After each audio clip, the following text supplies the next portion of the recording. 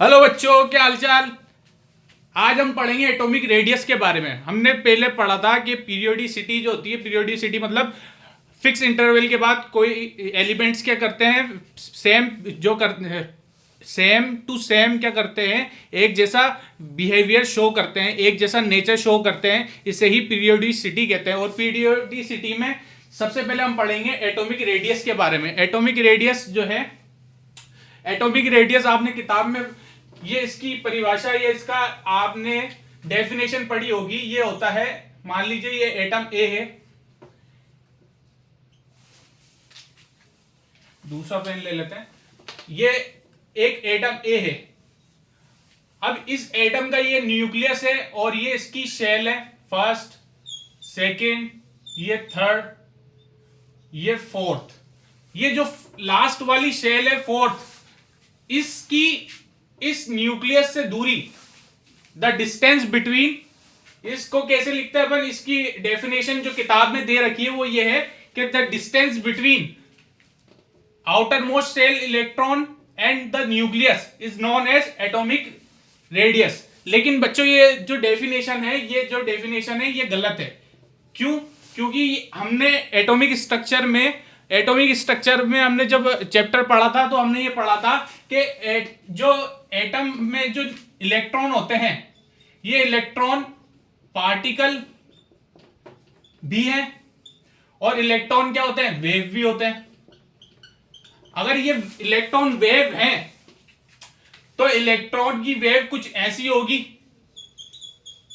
और अगर इलेक्ट्रॉन की वेव कुछ ऐसी होगी तो यहां पर इसकी बाउंड्री क्या होगी, बाउंड्री जो लास्ट वाली शेल है इसकी बाउंड्री क्या होगी, बाउंड्री अनडिफाइंड होगी। क्या होगी? अनडिफाइंड होगी। जब बाउंड्री डिफाइंड नहीं है तो आउटर मोस्ट इलेक्ट्रॉन से न्यूक्लियस की दूरी आप कैसे नापोगे, आप कैसे पता करोगे? तो ये वाली डेफिनेशन के आउटर मोस्ट इलेक्ट्रॉन की न्यूक्लियस से डिस्टेंस, ये कहलाती है एटॉमिक रेडियस। ये चीज गलत है। ये हम एटॉमिक रेडियस, अब सही क्या है? सही ये है कि एटॉमिक रेडियस हम निकालते हैं बाउंडेड स्टेट में। बाउंडेड स्टेट में जब बॉन्ड बने हो, है ना, या फिर आप बोलो इंटरेक्शन में, इंटरेक्शन स्टेट में,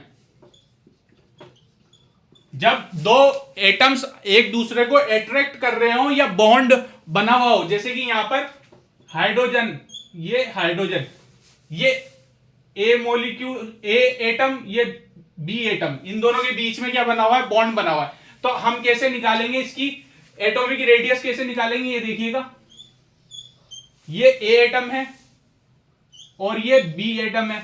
अब ये हाइड्रोजन और हाइड्रोजन का एग्जांपल लिया है हमने, तो ये कोवेलेंट, ये कौन सा बॉन्ड बनाते हैं? कोवेलेंट। कौन सा बनाते हैं?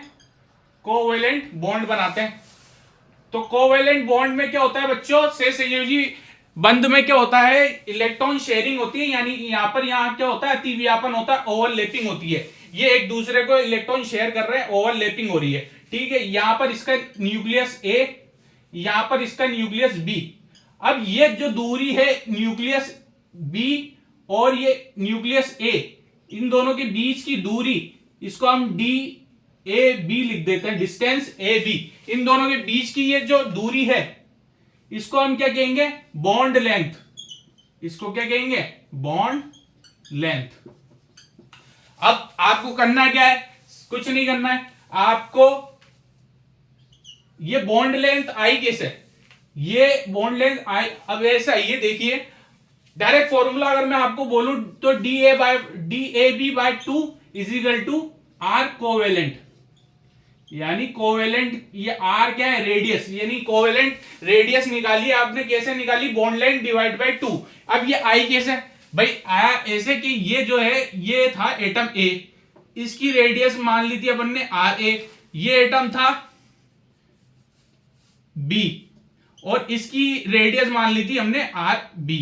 अब यहां पर आर ए प्लस में R B is equal to क्या हो गया, बॉन्ड लेंथ। बॉन्ड लेंथ यानी D A B, distance between A and B, bond length, ठीक है। अब यहां आर ए और आर बी, अब यहां पर चूंकि R A equal to R B, क्योंकि हाइड्रोजन और हाइड्रोजन की बॉन्ड लेंथ तो सेम होगी ना, हाइड्रोजन हाइड्रोजन की रेडियस सेम होगी, सेम सेम एटम है, तो यहां पर आर ए आर बी हो गया। तो यहां पर आर ए प्लस में R A equal to D A B हो गया। ठीक है, distance between A and B.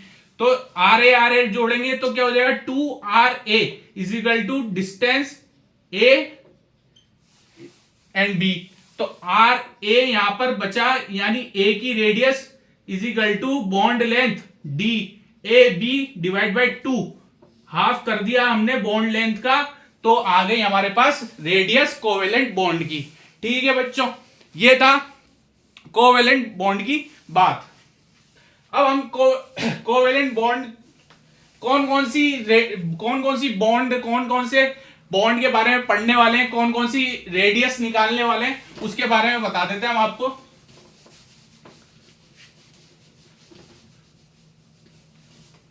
देखिए एटॉमिक रेडियस कौन सी निकालेंगे, अभी हमने एक बात करी कोवेलेंट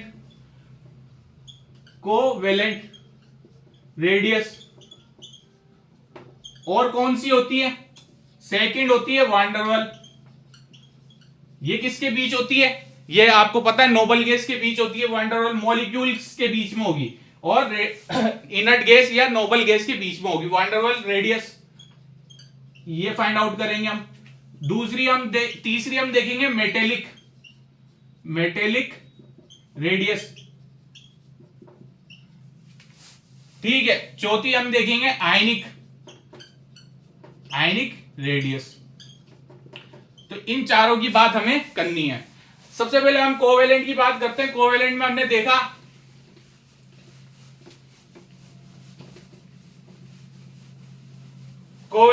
देखा भाई, अगर दो एटम सेम है, एटम फर्स्ट कंडीशन, अगर एटम जल्दी से करते, देखिए एटम सेम है फटाफट, अगर इसका एग्जांपल ले लेते हैं H2। ठीक है, यहां पर एटम सेम है, ये A और ये B, ये A और ये B, यहां पर इसकी ओवरलैपिंग हो रही है, ये A और ये B के बीच की डिस्टेंस क्या कहलाएगी, बॉन्ड लेंथ, या आप इसको बोल सकते हो distance between A and B। ठीक है, तो ये कैसे आ जाएगा, divide by 2 equal to RA, ये आ गया। अब क्वेश्चन क्या बनता है, अगर एटम डिफरेंट हो, सेकंड क्या बात है, अगर एटम डिफरेंट हो, एटम्स डिफरेंट हो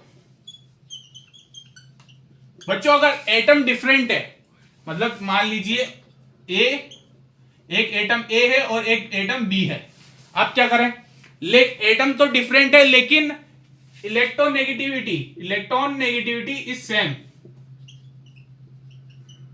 ये कंडीशन रख दिया आपके पास। इलेक्ट्रोनेगेटिविटी को आप कैसे करोगे, कैसे समझोगे, इलेक्ट्रोनेगेटिविटी मतलब इलेक्ट्रॉन को खींचने की ताकत, कौन इलेक्ट्रॉन को ज्यादा खींचना चाहता है, कौन इलेक्ट्रॉन को अपने पास ज्यादा बुलाना चाहता है, कौन इलेक्ट्रॉन से ज्यादा मोहब्बत करता है, अपनी ओर खींचना चाहता है, उसको ही क्या कहते हैं, इलेक्ट्रॉन नेगेटिविटी कहते हैं। अब यहां पर इलेक्ट्रोनेगेटिविटी सेम है, मतलब ए एटम जो होगा वो भी बोलेगा कि भाई मेरे को एक इलेक्ट्रॉन दे दो, बी एटम भी बोलेगा मुझे भी एक इलेक्ट्रॉन दे दो, तो मतलब इलेक्ट्रोनेगेटिविटी सेम हो गई। अगर इलेक्ट्रोनेगेटिविटी किसी की ज्यादा है तो मतलब वहां क्या होता, ए बोलता है कि मेरे को इलेक्ट्रॉन 4 चाहिए, बी बोलता है मेरे को सिर्फ एक ही दे दो, तो वहां इलेक्ट्रोनेगेटिविटी एक ही ज्यादा हो जाती। क्यों? क्योंकि वो 4 इलेक्ट्रॉन मांग रहा था। तो इलेक्ट्रोनेगेटिविटी यहां पर सेम है, मतलब ए को भी उतने ही इलेक्ट्रॉन चाहिए जितने बी को चाहिए। इसका एग्जांपल है CH4 मीथेन।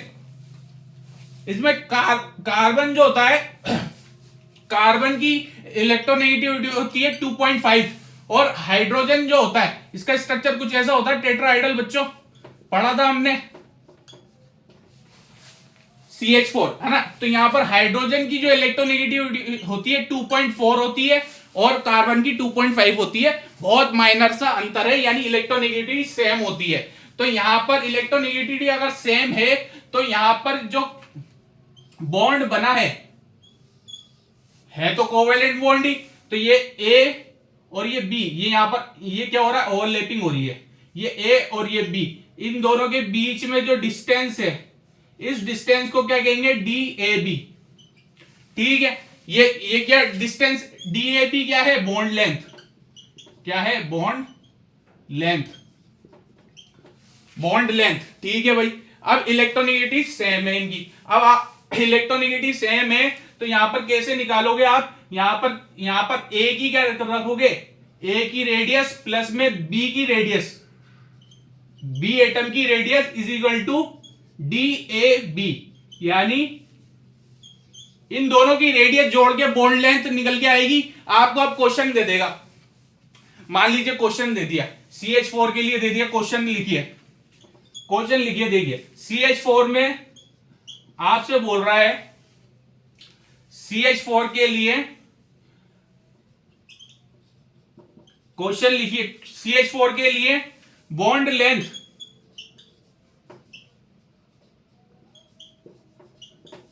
12 आर्मस्ट्रॉन्ग है। कितनी है बॉन्ड लेंथ, 12 आर्मस्ट्रॉन्ग। और बोल रहा है and radius of hydrogen, radius of hydrogen is 0.4 Armstrong. Then find radius of carbon की रेडियस निकालो भाई। बस अब क्या करना है, ये वाला फॉर्मूला लगाना है, रेडियस ऑफ कार्बन प्लस में radius of hydrogen is equal to bond length, यानी DAB, या आप बोलो DCH। ठीक है, अब यहां पर आपको DCH यानी बॉन्ड लेंथ दे रखी है कितनी, 12 आर्मस्ट्रॉन्ग, 12 आर्मस्ट्रॉन्ग रखो यहां पर, 12 आर्मस्ट्रॉन्ग हो गए। ठीक है, इज इक्वल टू आपको रेडियस ऑफ हाइड्रोजन दे रखी है कितनी, 0.4 आर्मस्ट्रॉन्ग रखो यहां पर। ठीक है, प्लस में कार्बन की आपको निकालनी है, तो कार्बन की यहां पर रेडियस आ जाएगी RC is equal to 12 angstrom minus 0.4 angstrom, तो यहां पर कितना निकल के आया, 11.6 आर्मस्ट्रॉन्ग जो है कार्बन की रेडियस हो गई। इस तरीके का क्वेश्चन आएगा आपके पास। ठीक है, बस सॉल्व करना है, सीधा सिंपल सा फॉर्मूला लगाना और सॉल्व करना है। दूसरा यहां पर क्या हो सकता है, ये दो बातें हमने कर ली। ठीक है, कि अगर एटम सेम हो, एटम डिफरेंट हो और इलेक्ट्रोनेगेटिविटी सेम हो। अब तीसरी बात जो है वो ये है कि एटम डिफरेंट है, एटम क्या हो, डिफरेंट हो, और electron negativity is different, electron negativity भी क्या हो, डिफरेंट हो।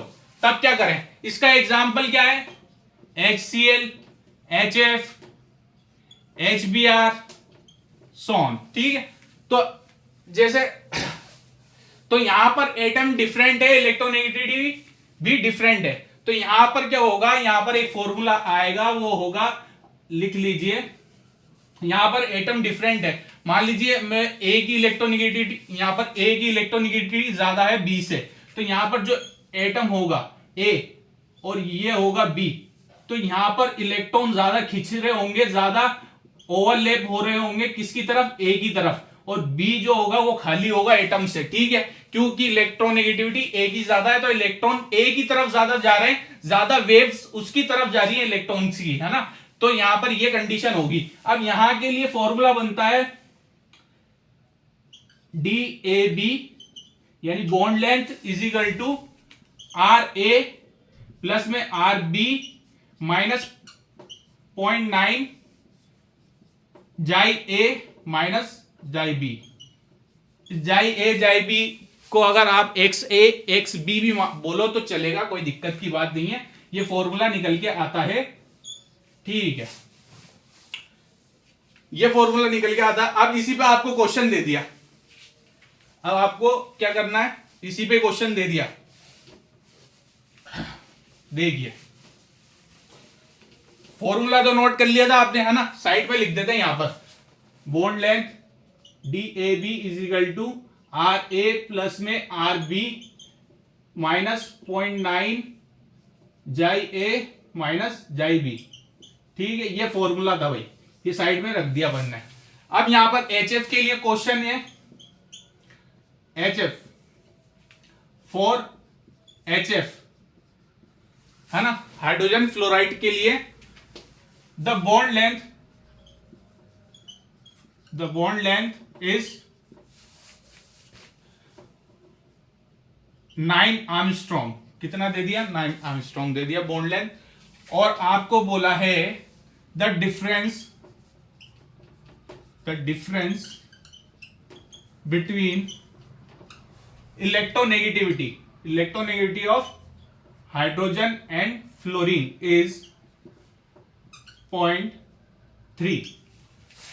ओके भाई, ये आप बोल दो 0.3, HF 2.5। ओके, तो यहां पर आप मान लो 0.5। ठीक है, इलेक्ट्रोनेगेटिविटी कितनी हो गई? 0.5 हो गई, बॉन्ड लेंथ दे दी। अब आपसे बोल रहा है the radius of hydrogen is 0.1 Armstrong. Then find radius of fluorine या फ्लोराइड। फ्लोराइड क्या आपको क्या करना? रेडियस निकालना। तो यहां पर क्या क्या दे रखा आपको? देखो यहां पर आपको DAB यानी बॉन्ड लेंथ दे रखी है 9 आर्मस्ट्रॉन्ग। ठीक है, 9 आर्मस्ट्रॉन्ग बॉन्ड लेंथ हो गई। Difference between electronegativity of hydrogen and fluoride is 0.5 यानी डेल्टा A या जाई A माइनस जाई B, ये डेल्टा जाई यानी डेल्टा X जो दे रखा आपको कितना दे रखा? ये दे रखा आपको 0.5। ठीक है, आपको क्या दे रखा? रेडियस ऑफ हाइड्रोजन ये मान लीजिए RB कितना दे रखा? 0.1 आर्मस्ट्रॉन्ग। अब निकालना क्या है आपको? RA। तो बस यहां पर रखिए क्या 9 आर्मस्ट्रॉन्ग रखा यहां पर आपने, bond length is equal to RA। RA क्या है? फ्लोराइड। फ्लोराइड के लिए निकाल रहे हैं तो RF रख लेते हैं, प्लस में RH 0.1 दे रखा है, 0.1 आर्मस्ट्रॉन्ग। सब चीज आर्मस्ट्रॉन्ग में दे रखी है, तो आर्मस्ट्रॉन्ग को बाद में हम कर लेंगे, है ना, कोई दिक्कत की बात नहीं है। सब आर्मस्ट्रॉन्ग में दे रखा है। ठीक है, 0.1 दे रखा है। और आर्मस्ट्रॉन्ग में भी नहीं दे, नैनोमीटर पिकोमीटर में दे तो भी आप क्या कर सकते हो? उसको निकाल सकते हो, कोई दिक्कत की बात नहीं है। क्योंकि आपको पता है मिलीमीटर कितना होता है?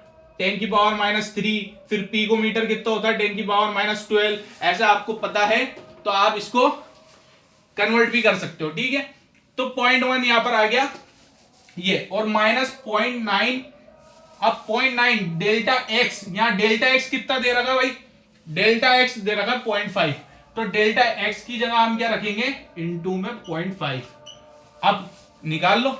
RF उधर चला जाएगा, पहले इसको यहीं से ही सॉल्व कर लेते हैं। RF प्लस में 0.1 माइनस 9 पंजे 45।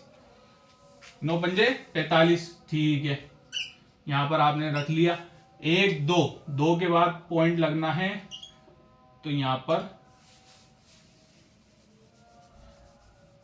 9 पंजे 45, 0.45। ठीक है, माइनस में, और इसको 0.01 यहां पर 0 रख लो, 0.4 और ये 5। अब इनको माइनस करो, कितना आएगा? कैलकुलेशन करो फटाफट। यहां पर 9, यहां पर 9 में से 5 गए, कितने? 4। और यहां पर कितने बचे?